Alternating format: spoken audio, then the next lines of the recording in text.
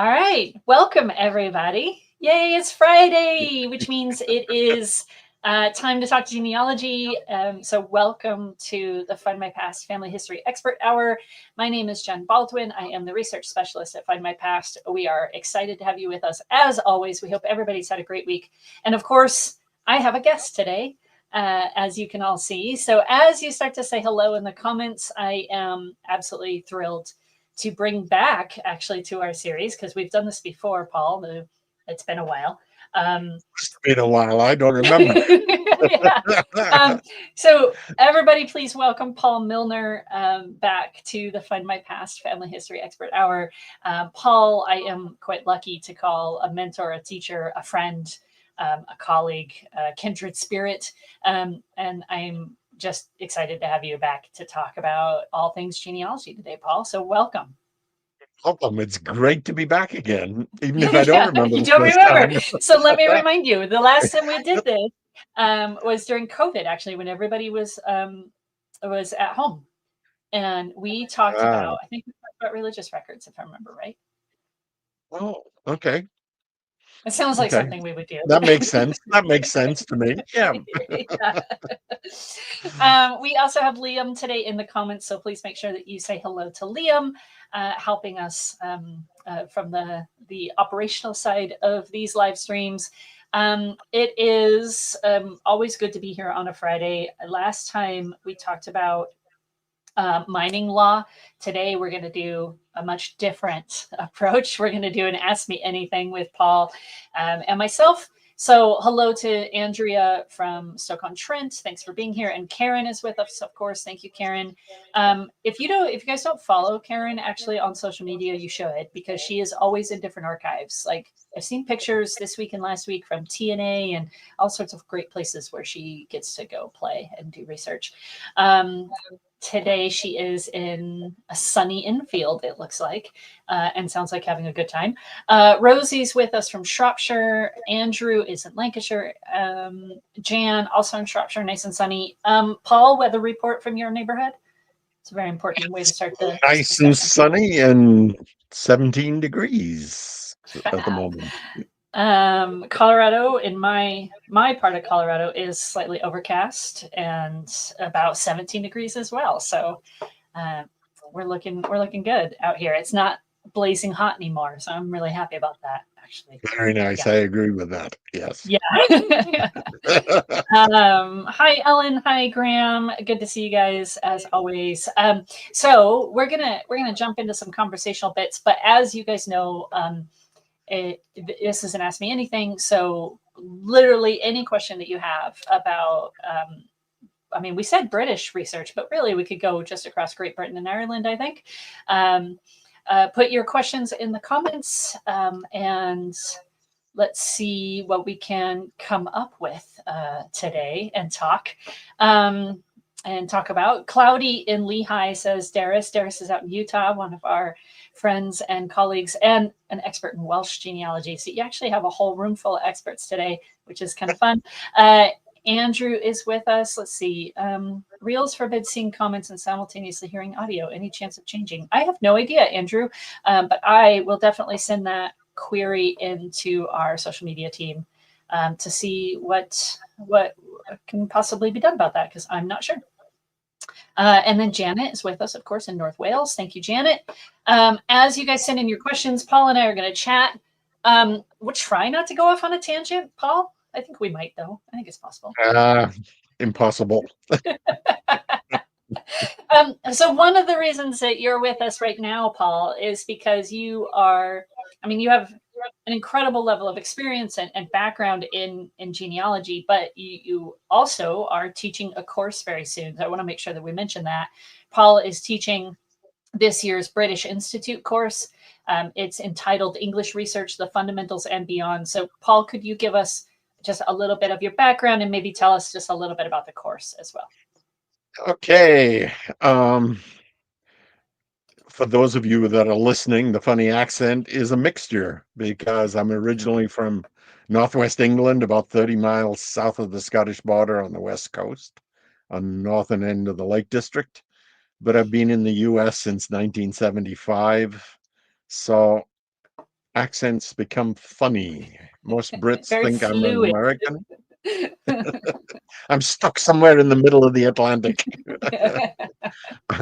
Don't have a clear accent one way or the other. Um, but as Jen mentioned, I am teaching again this year at the British Institute, English research, the fundamentals and beyond.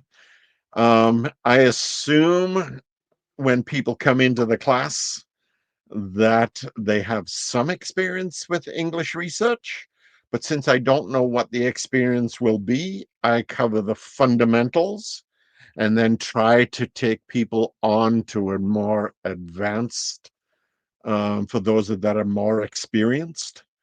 But I'll cover all of the basic record groups and then look at some of the more obscure record groups and try to cover as much as English research as I can in a week.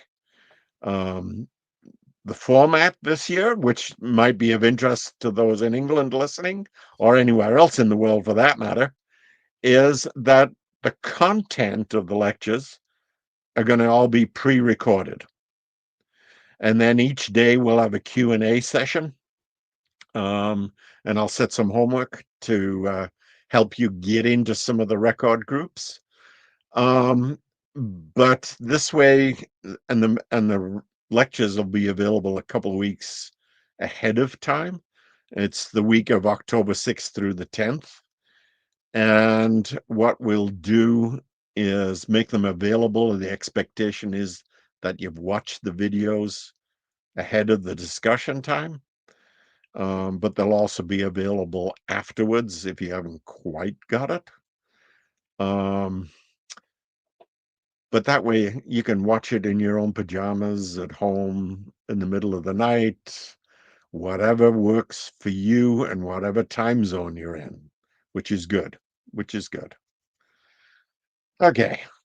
I love it. I love the format this year actually because it does open it up to a much larger audience, and those discussion sessions then get far more interesting because you have people across a huge range of experience and knowledge and local knowledge, right? And people who actually have, spent a lot of time in their local county record office versus someone in Canada who has a very different perspective of how to access records. And like, I know it's just a really interesting group discussion in my experience.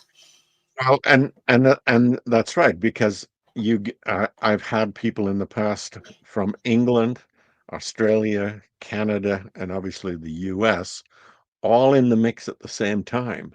Yeah, And it's they're great. all bringing a very different wealth of experience to the discussion table. And it leads to some lively conversations Oh, I about bet. how Yeah. and when to use the different resource tools.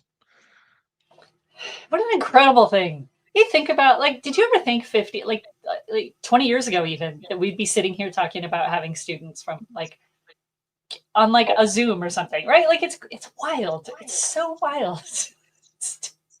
Yeah, I still think of my early years of sitting at the rolls of microfilm and having to order them from Salt Lake City, Yep. um, or traveling across the Atlantic to get back, even just to order the basic stuff, Yeah. going to St. Catherine's house to order birth, marriage, and death certificates. And I used to do that for clients as well as myself. Sure. Yeah. Yeah. um, because it was cheaper and quicker to do it when I combined it with a trip back to England, Right. you know. Right. Yeah. Okay, so the first question we've had for you is actually the one that you get, I think, every time I see you in a virtual landscape, and that is, of course, what is the castle in your background? You mean to say you don't recognize this? Um, I know what it is because I've heard it a lot. because you've heard me talk about it before. This is from, I climbed one of the towers at Conwy Castle in North Wales, and I'm looking down into the castle keep when I took this photograph. But I So think it's Ellie, a who asked great the background. question, yeah, Ellie asked the question. She's one of my colleagues, and she lives in Wales. And so, Ellie, you should definitely know this castle. And I'm a little upsetty spaghetti that you don't know what it is. Oh, she's from Wales. She is Uh-oh. from Wales. All right. Oh, yeah. Oh, she's even saying she lives 20 minutes from it. Oh, climb to the Ellie? top of the battlements. I know what you're doing this weekend, Ellie. You better. All right. So cool. So thank you for telling us a little bit about the course. We might come back to that. I think, I mean, a lot of people that are in our kind of regular watchers know this already, but I taught at this institute last year. I have taken classes at this institute. I took classes from you at this institute. I am a huge proponent of that kind of ongoing education, and these types of institutes are so powerful because you just immerse yourself in the topic for 5 solid days, and you don't really think or do anything else, but it's just like an incredible way to gain all of that information. And the fact that it's virtual this year is just really exciting. So if you haven't done one of these institutes before and you want to kind of make sure that your genealogy is solid and your methodology is on task and you're hitting all of those kind of big pieces of research, I highly recommend it. I've taken this course before from Paul, and it's excellent. And I still refer to the syllabus all the time. So take it. It's worth just the price of the syllabus, honestly. The syllabus is over 300 page. Oh, yeah, it's almost 300 pages for the syllabus. Yeah. Yeah, it's really invaluable. All right. So now we're going to get to some of the comment, and I'm trying to like catch up on the comments at the same time. So Daphne just saying, what questions can we ask? You can ask anything, Daphne. It's literally an ask me anything session with Paul.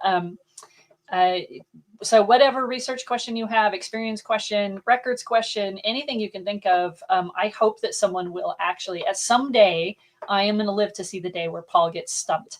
I have yet to see that happen, but I'm determined. So someone ask him a really complicated question. The first one, and this was actually asked by Kim, who is a regular watcher with us. She sent this question in a couple days ago.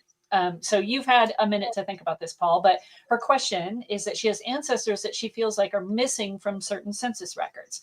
She's found their family members. She's checked all the usual places, military, immigration, prison, as reasons for not appearing, but hasn't come up with anything. She's widened the search and used initials.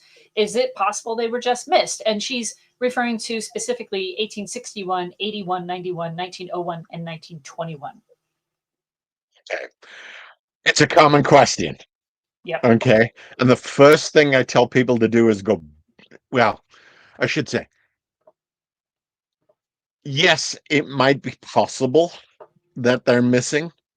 And that's easy to prove because you don't say where in the country you are.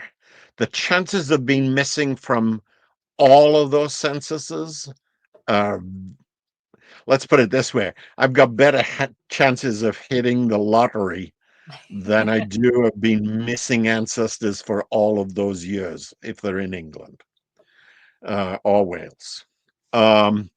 The easiest place to find out what the missing census ones are is go to any of the census years in Findmypast, scroll down below the bottom of the search template, and on the right-hand side, there'll be a hyperlink that says Census for England, Wales, and Scotland, missing pieces. And there's a list of all of the missing pieces there. That is the place I go back and forward to find the missing pieces. And it's a great list. And without the complete indexing of all the censuses, it would be impossible to know exactly which lists are missing. Now, the reality is the chances of you being missing in all of those censuses are minuscule. So what do I recommend doing? Well, you've done the obvious. You've looked in the obvious places where they might be by initials. But I would go back and look, and instead of searching on surname, search on any known addresses, Search on the kids because you're more likely to have an accurate place, an accurate age and place of birth on the kids than you are the adults. And usually focus on the men rather than the women, especially the wives, because Victorian culture says the wife should always be younger than the husband. It wasn't always reality, but culturally that's what it was. So be careful about the ages of the adults, but maybe search for first name and place of birth. And hopefully, you've not got a William in London, or a John in Bradford. Um, the smaller the places, the better. Um, so, but I know it's not easy to find those missing pieces, but don't assume that they're missing. And if they're in the north of England, obvious thing to do is check to see if they cross the Scottish border into Scotland. Um, you know, and it is not unusual for families to have gone overseas and then come back. But hopefully you've got other indications of that, were they a civil servant, were they a railway engineer, were they a miner, those types of things that would give you other clues. Good question, and it's a common question. Yeah, But really good don't question. assume that they're missing. While you've been giving us that great information, I've been sharing the link to that missing pieces page on Findmypast and reading all the other comments that are coming in. So you have a lot of questions coming, Paul. So I think we're going to keep you very Right. busy for the next next hour. All right, Kim. Hopefully that is a starting point for you. When you say you've gone to do all the usual things and look in all the obvious places, I believe you because your research has always been quite good. Yeah, good luck. Start with the kids and the extended family. See if you can find them that way. All right, let's go to the next question. One from Denise.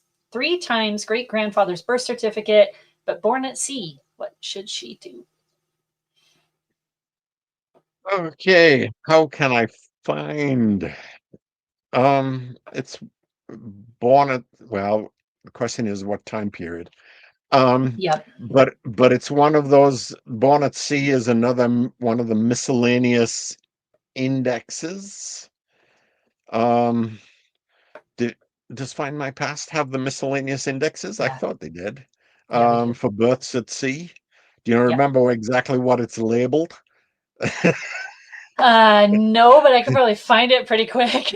Okay, yeah, because it's not under the standard GRO searching. No, it's Uh, not.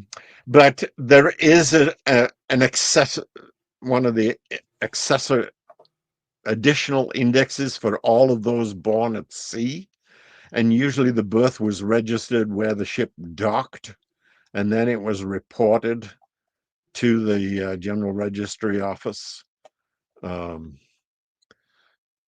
And while Jen is looking the title up of that data set. Yeah, I'm not sure I'm going to find it on the spot, to be honest. The pressure. Put you on the spot there. I should have had Findmypast open.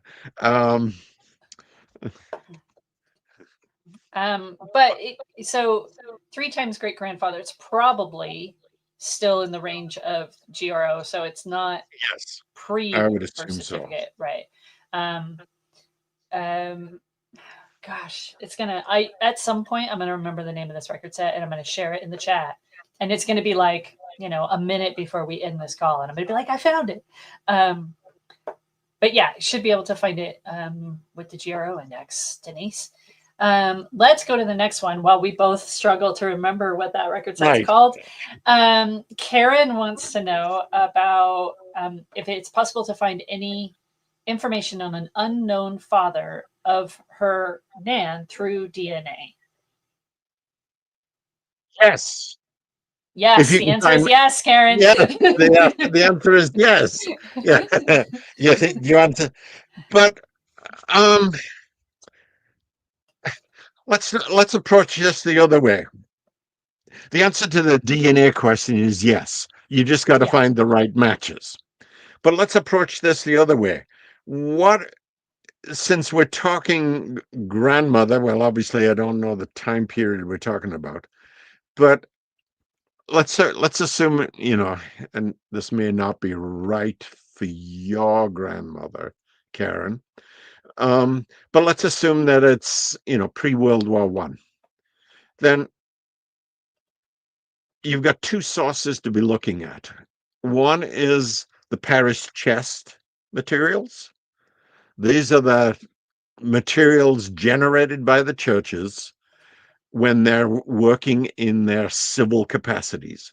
And what you're looking for is the bastardy records for the particular parish, because the parish would go after the woman to name the father, because they didn't want that kid to be financially dependent upon the parish. The other set of records, depending on the time period, is the quarter session records. And again, they're looking at the bastardy records to say who's going to pay the fees to cover the raising of this kid. So there are good sets of records. Some of the counties have created county-wide indexes to the bastardy records. Off the top of my head, I don't know about Suffolk, and I don't know whether your nan is from Suffolk, but it's worth checking with the county record office or the County Family History Society to see if they've got indexes to the bastardy records. They're in the quarter sessions or the parish chest materials. But as far as unknown father during DNA, that's the same process as finding any DNA matches. You're just going to be looking for names you don't recognize, which makes it even harder. Yep. Do both, But Karen. Do yes, both. Go to the yes. parish chest records and do DNA, and let those tools work in conjunction with each other. Neither one is a smoking gun. Neither one is the silver bullet that's going to get you the exact answer. You need to use both and bring all of the tools into your research process. Okay, the crowd helped us find that record set that we were trying to find. It is British Armed Forces and overseas births and baptisms, and then all of the subsequent, right? The what else do we have? Deaths and burials and bans and marriages, depending on what you're looking for. So that's the one. This should be another data set as well. Oh, unless you've combined that, unless It's all, Findmypast. yeah, it's all Yeah. together. Okay. Yeah. Okay, great. Good questions, everybody. Keep it coming. We're going to try and get through as many of these as we can. So we're going to go to Karen next. Her great-grand aunt Margaret Pinchbeck, born in Lincolnshire, 1878, migrated 1884, died 1918 in the homeopathic hospital in Yonkers, struggling to order her death certificate. They asked for a check. Yes, they do. Yep. States really like money. That is true. Yeah. See, Jen knows the answer to this one. and I think, Karen, I'm not sure there's a question in there. If there's anything that you're looking for in terms of tricks and tips with dealing with record access in the United States or specifically in New York, we could definitely address those questions. But yeah, record access is a state-run process in the United States, right? There's no like federal overarching policy or rule that says this is the way we do it. And it's certainly not on a country level. You have to go state by state, sometimes even county by county. So yes, they do want their money, unfortunately. Genealogy is an expensive hobby. I'm surprised they're not allowing you to be able to order by credit card. Yeah, that is surprising. I didn't think about the method. Maybe she is specifically saying a paper check versus a credit card, but that does seem odd. It does. It does. Might be worth trying to find someone in Yonkers, another genealogist in Yonkers, to see if you can network your way to that. and have someone else grab a copy for you as a lookup or a payment process, Karen, if you haven't thought about that. All right, Daphne, and I'm just taking these in order, guys, so I'm not filtering these, as you can tell. Daphne says, where can I find out more about the 1st Battalion Canadians in Salisbury for the Great War? National Archives of Canada.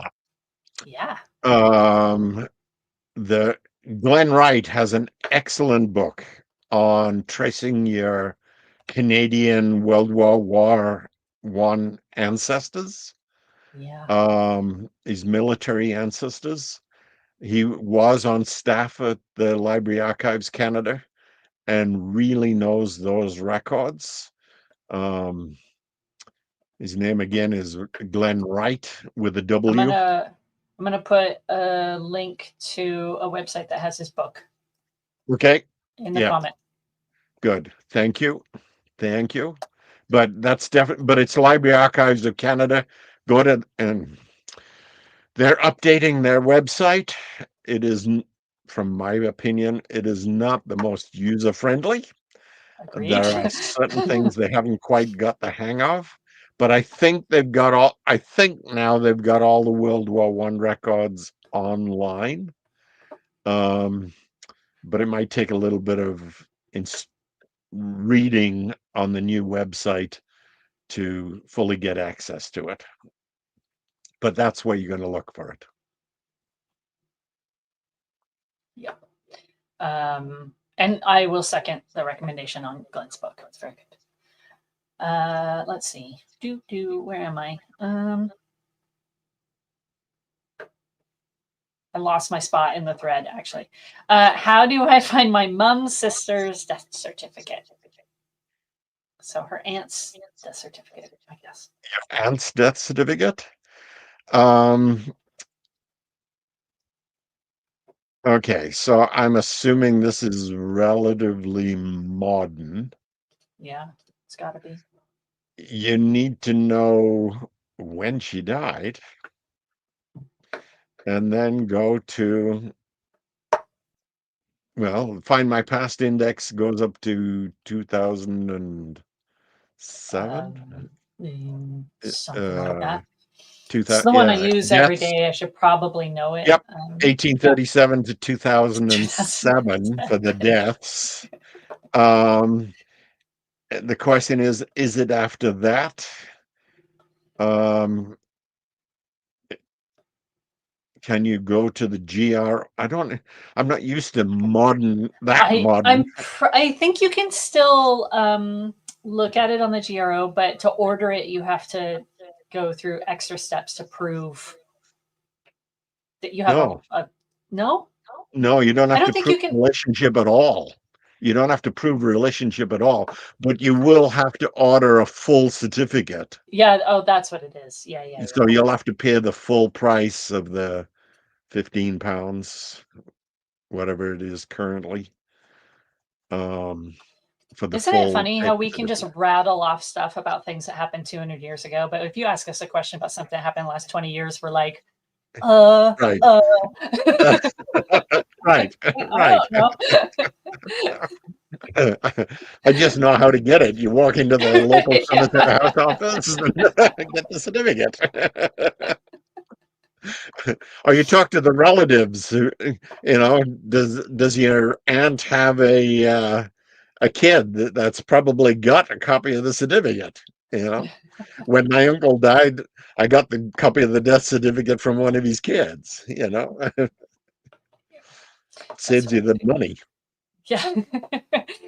Let's go back to history then. Jackie wants to know about records for London can drivers, puppeteers, 1840s to 1870s, licensing, badges, any records at all for, I don't know. I assume that's cab drivers. I think.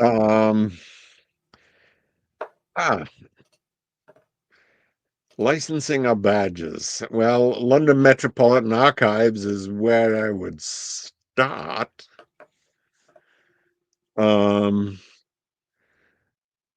I would also look at to see if there's anything in Mark Herber's book on ancestral trails. But off the top of my head, there must be a license, but I don't know how to access them. That's a good question. And it's the Victorian one. So how about, what's the London Victoria site? Oh, yeah. Victorian Lives, is it? I think that's right. Hang on. Yeah, Victorian.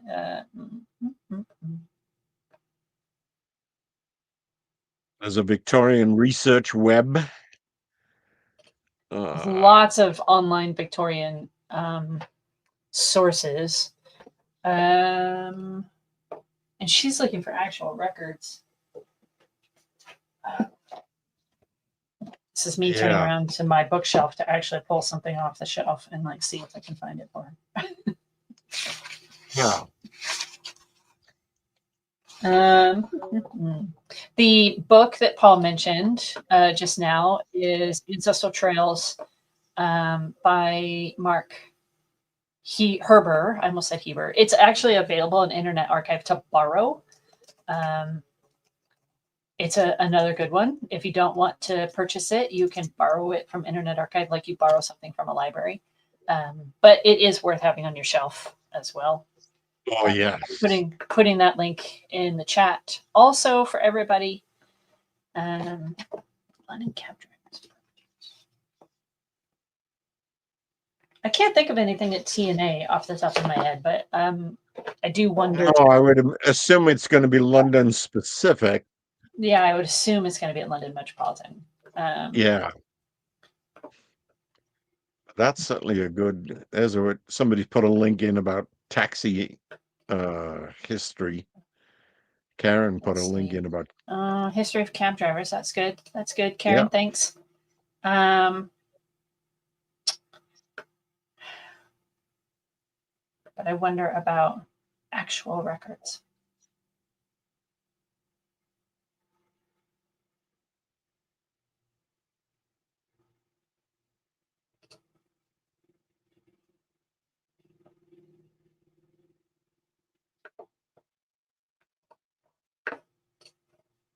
Everybody's scrambling to Google as much as possible right now. Yeah, which is really funny. Daphne's also shared the London Transport for London, TFL. Oh, that makes sense. Evolution of the profession from 17th century hackney drivers. So that would make sense that there would be something at the Transport for London. Yeah. If you have the link, I think, Paul, you can share it in the chat. Let's see. I'm trying to recreate what you just said, but I did a search on historical records for London cab drivers. About the TFL corporate archives. I'm getting the AI summary first. Right, of course you are. Yeah. Yeah, that's what's coming up at the top. So here's a link about the TFL archives, just to give you like an overview and introduction of what they have, it looks like.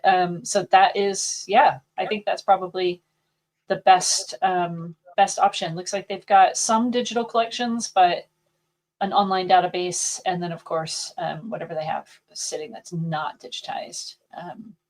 But I've never been to the TFL archives, so that's an interesting new one for me. Yeah. I hadn't been to it either. Cool. So Jackie, we'd love to learn what you get into. If you come up with something, please do follow up and let us know, because that could be interesting. And if you go to the TFL archives, you have to report back to the group. That's your homework. Yes. All right. Rosie wants to know if there's a record set anywhere that details army movements in the early 1800s from Scotland to Norfolk, where a baby was then born in 1816. So soldier man from Scotland goes into Norfolk, has a baby. How would she track that army movement? Okay. Well,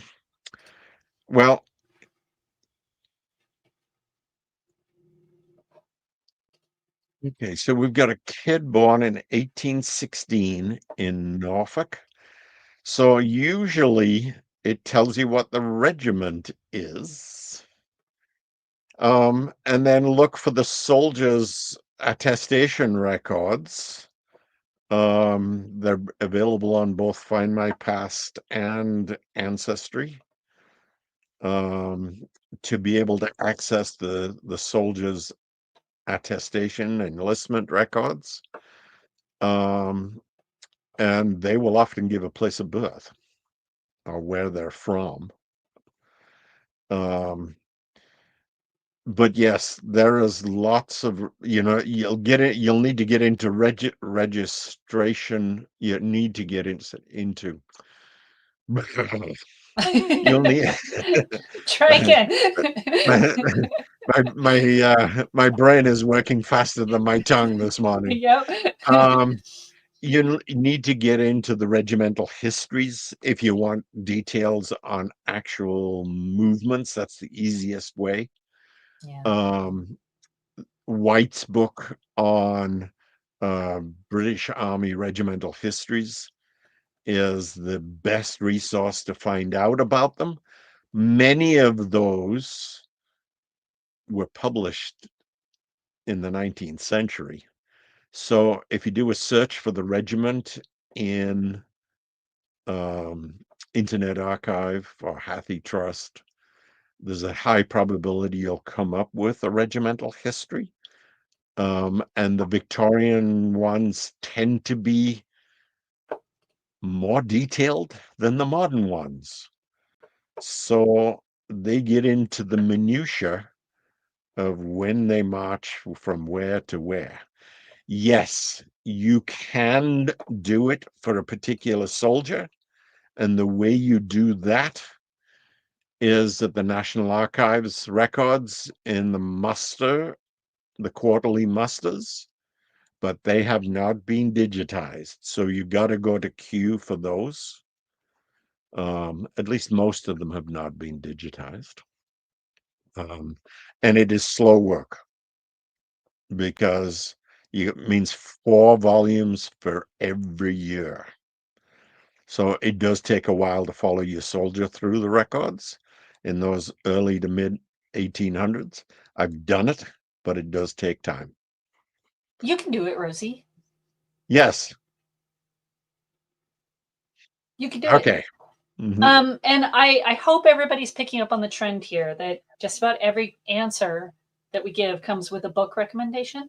And this is something that everybody needs to learn about Paul Milner, is that there is not a topic that does not have a book, and he knows all of them.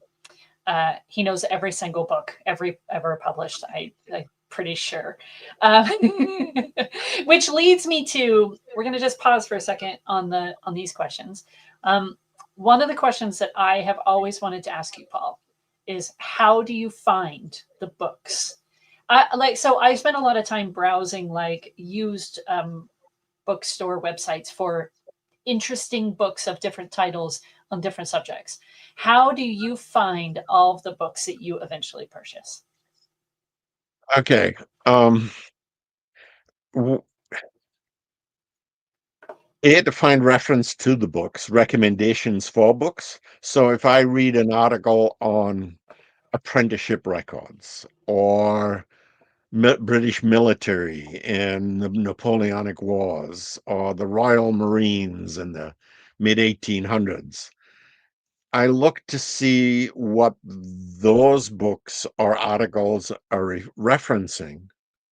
And then if the title or the topic appeals to me, then what I do, instead of just randomly looking at a particular dealer's books website, I typically go to bookfinder.com, which does an umbrella search for multiple versions of Amazon, Libris, Abe Books, the thrift bookstores, all the major new publishers. So you can find them both used and new. But I still like browsing when I get a chance to go into a used bookstore. Totally. You know, I'm planning on going to my favorite used bookstore in England in less than 2 weeks now. Yay. As I come to England, yeah. Um, and the stupid new rules about packages to the US, that's going to create a problem. I usually send a carton of books home. Um, so I'll spend a day and a half in this used bookstore in Sedbergh, one of England's book towns, and I'll I'll I'll buy lots of local history books there, which I really like. Um, but that's the way I find them. It's mainly referring to them, or I specifically go looking for a particular topic.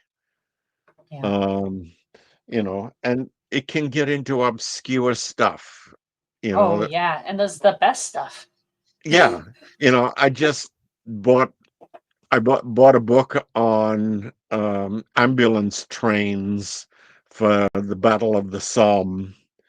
And then that led me to another book about hospital ships because I know the name of the hospital ship one of my relatives died on coming back from the Battle of the Somme to England. So I wanted to find more about how the ships and the ambulance trains operated. So is that popular literature? I Yeah. don't think so. I um, mean, it's not New York Times bestseller, maybe, no, it's but not. it maybe No, it's should not. be. Maybe should be. Um, but as Jen commented, in my own personal library, I have about 10,000 books, and the collection continues to grow. Um, Sorry about that. I just cramped my thigh. Oh no. Okay. All Yeah, right. I bent I bent my leg underneath my chair, and it suddenly cramped. Ugh. Ouch. I will give you a second to take a deep breath. Yeah, The other thing that I like to do on the topic of books is you take something, a classic, like Henry Mayhew's study of the London poor, which I actually had on my desk and it's just like sitting here because it's one that I reference a lot, and go into some of those academic websites like JSTOR and find the articles and the authors that are citing this book, right? So yeah, it's the opposite. Instead of doing something that was published 5 years ago and looking to its references, you find something that was published back in the contemporary period in which you're researching, right? Mayhew did most of his studies in the 1840s. So find all the academics that are referencing his work and then bring it forward to whatever they've written and published as well as they've analyzed his material. nice strategy. Thank you. Um, yeah, and the other place to look is Percy, Periodical Yeah. Source Oh gosh. Yeah. Index. We haven't talked about Percy in a long time. We should talk Yeah, about Percy Percy again. is at the Allen County Public Library in Fort Wayne, Indiana. And for all the Brits in the group, what that really is, where that's a benefit, is it indexes the titles of all of the articles in all of the County Family History Society journals in the UK, and copies are available in Fort Wayne, Indiana. And so they're indexed through Percy, the periodical source index, and it's available on the Allen County website. Yeah. And I there's the just put link the that link way. in. It's Yeah, free. It's excellent. You will find the most obscure references and articles and just any topic under the sun. I'm a huge fan of Percy. it's a Um, good way of finding the how-to articles and yeah. location specific, and some surnames if the surname is in the title of the article. If the Yeah. surname's in the Although text, it won't. they're doing more surnames in the index than they started with. The first 20 years of or so Percy was just like blatantly subject based only. But in the last couple of years, I know they've been increasing their surname indexing. But it's fantastic. All right, cool. That was a nice little segue into books. Give you a second to pause your brain, I hope. Let's get back to the questions. Anne wants to trace her grandmother, can only find where her and her husband lived, but cannot find anything about her. They lived in Wales, have tried everything to trace her other family memory. I think that's members.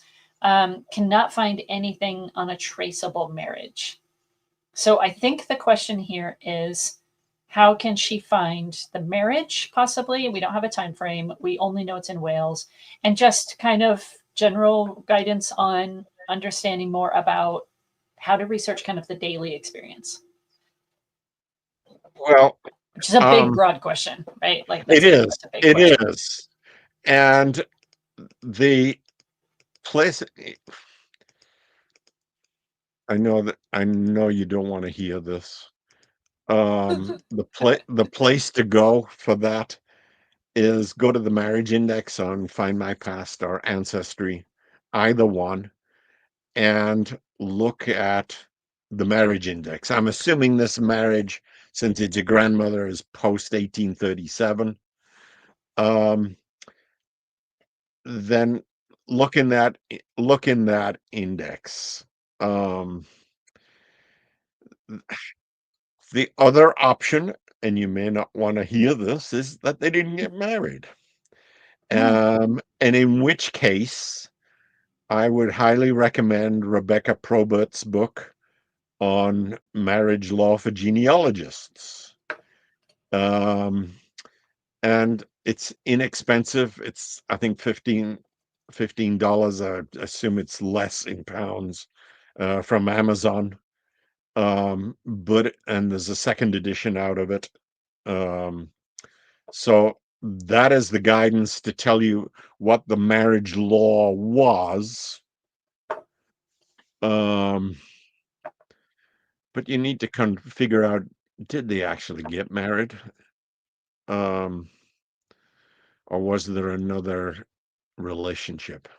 Yeah. And again, put tags in the links to the book title, Marriage Law for Genealogists. Got it. Second edition. Yeah. Yeah, it's £10 if you buy it through, what did I find? Somerset and Dorset Family History Society. So right. Worth it. It is well worth it. And if you really want to get into it, she has some academic books to go with it from the university presses, and that will allow you to dig into it. She has one on the 18th century marriage law. She has another one on cohabitation law. She is an attorney, family law specialist in England, has done a number of large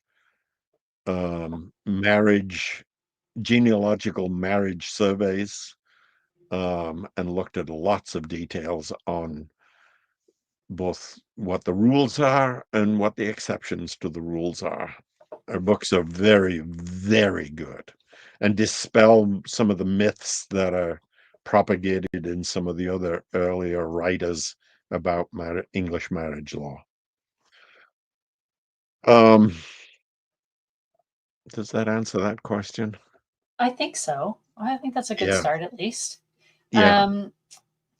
Let's see. All right. How about this one? Another one from Daphne, actually. Chelsea Pensioners Records. Any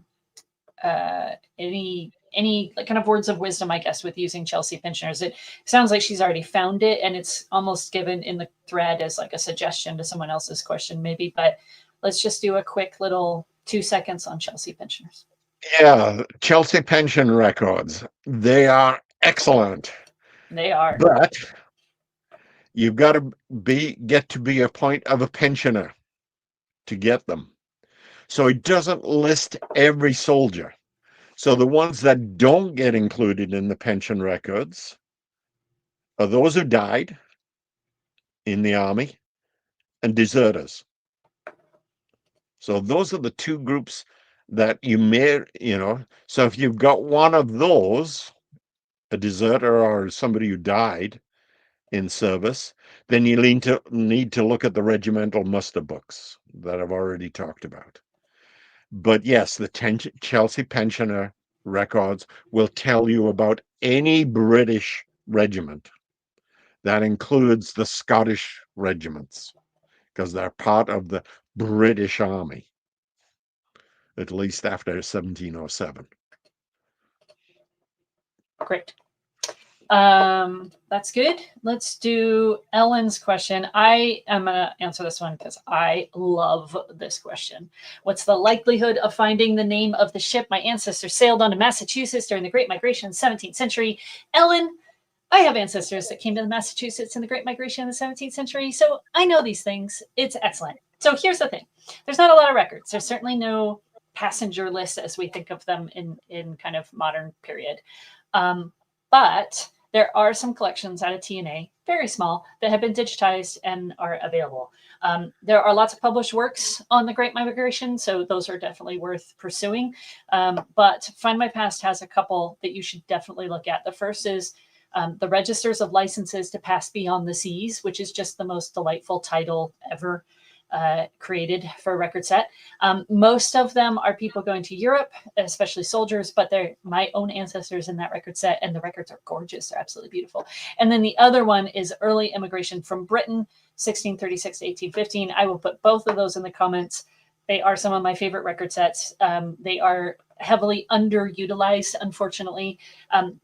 And they have been indexed and republished in many, many works over the years. Of course, the Great Migration is a period that's been well studied. But the value of these is that when, of course, we all know when you see the original image of something, you get it in context. So as an example, I found my family who sailed on the Lynn, sailed to Lynn, Massachusetts on the Abigail in 1635. And I knew that they had come over. I saw it in black and white print all the time. It's all over the place. But what I didn't realize is that they had actually brought servants with them as well. And it was none of those books connected those people together. None of them said that this family had these servants. All the servants were just listed as individual people.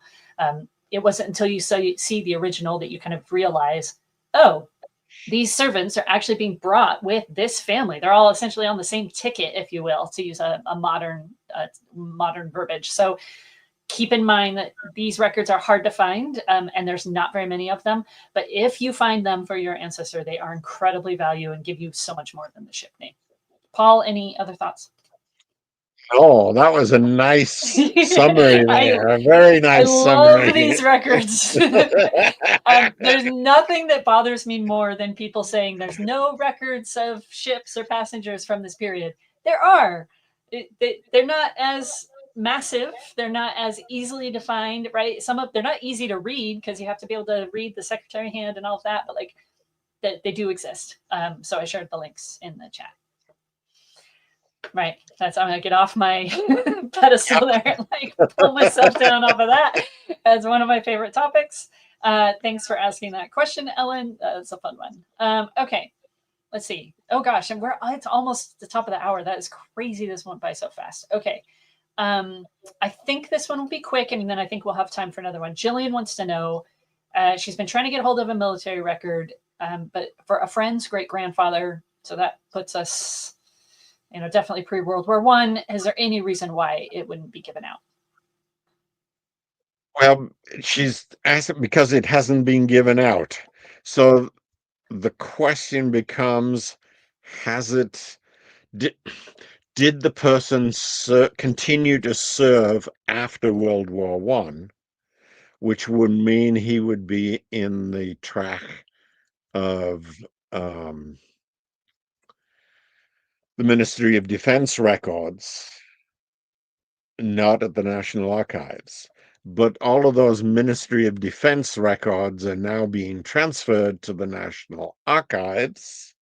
So over the next few years, we should start to see indexes and images available of those post World War I records.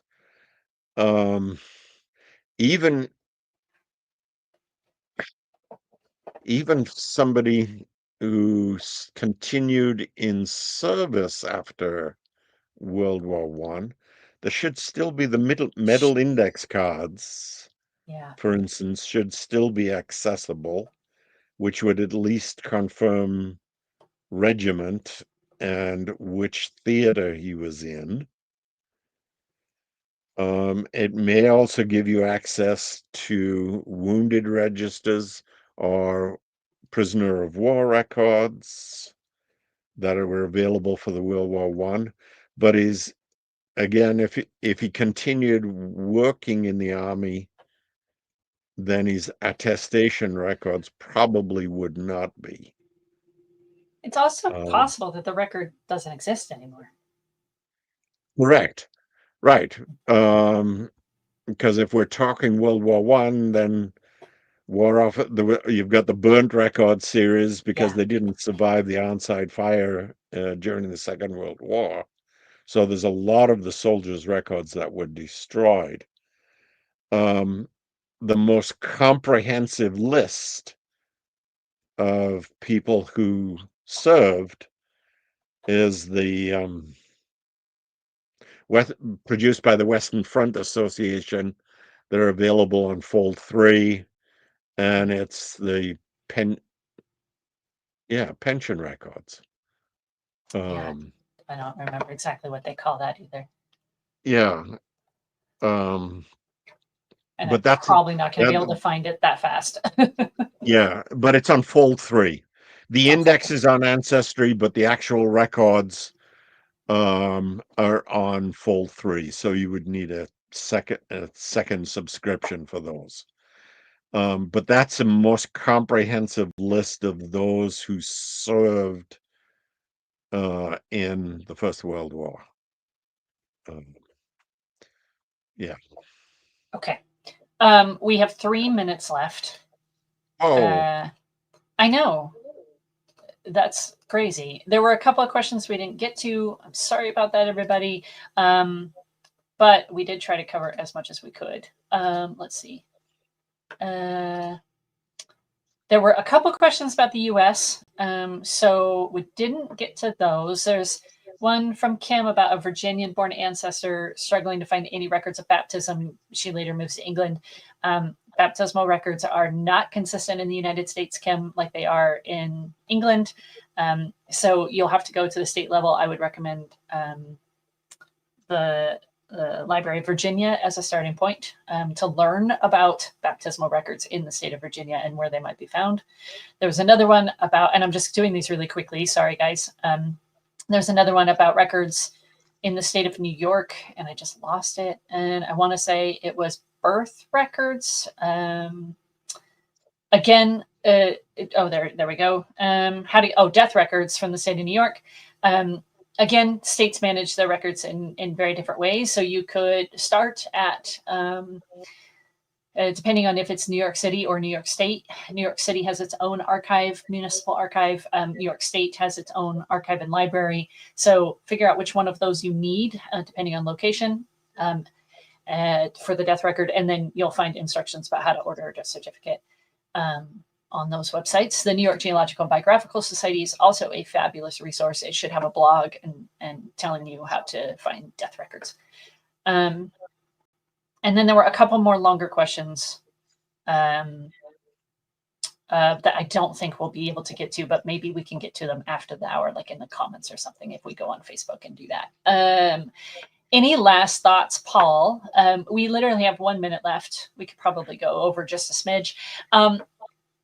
I want to end with this, and then I'll let you just finish however you want. What's the records that you wish existed for English research? What I would wish existed, would be land records, comparable to what's available in the US. In the US, everybody uses land records to track family movement and ownership.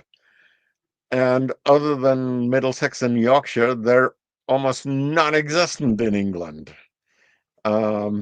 Certainly, land records are almost never talked about in English research materials. But what I want to close with is one last promotion for the virtual British Institute, October 6th through the 10th. English Research, the Fundamentals and Beyond, hosted by the British International Society for British Genealogy and Family History. I know it's a mouthful. um, but I would like to put a plug in for that. I'm gonna piggyback on that. And to be clear, both Paul and I are involved in the organization and very passionate about what they offer. I think I can safely say that on his behalf. One of the reasons I joined, and I know this is one of the reasons he joined as well in this particular society, is because of their quarterly newsletter. It is absolutely excellent. You get, with your membership for this organization, you get the quarterly newsletter and discounts on their webinars and the Institute and that kind of thing. It is an education-based society, but their quarterly is incredibly well written on a broad range of topics. Well worth joining just to get that in your inbox 4 times a year, in my opinion. I agree. Join your local society. Everybody should join. Everybody join the local society. Right. There was one comment asking for a part 2 with you, Paul. So maybe we'll find a date. Yeah, I don't think we're just barely scratching the surface. Oh here, yeah, so. oh yeah, so much to talk about. So we'll try and get that scheduled. But in the meantime, we are done for the day. Everybody have a wonderful weekend. For those in the U.S., enjoy your holiday weekend. I'm gonna go see my dad. Paul is off to England in a couple of weeks, so have a good trip, Paul. And best of luck in your used bookstore. Feel free to bring back something for your friends if you want to. I'm just kidding. And for all of you who joined us today, thank you very much. And thank you for your great questions and all of the discussion in the chat. I know there was a lot being talked about. If you have questions or suggestions on other sessions like this that you want to see happen, we do these Ask Me Anythings with people kind of on a sporadic basis. But if you are interested in more of these, let us know in the comments and we'll try and get some more of these types of sessions booked. All right, and I think that's it. Thank you, everybody, and have a really good weekend. Thank you.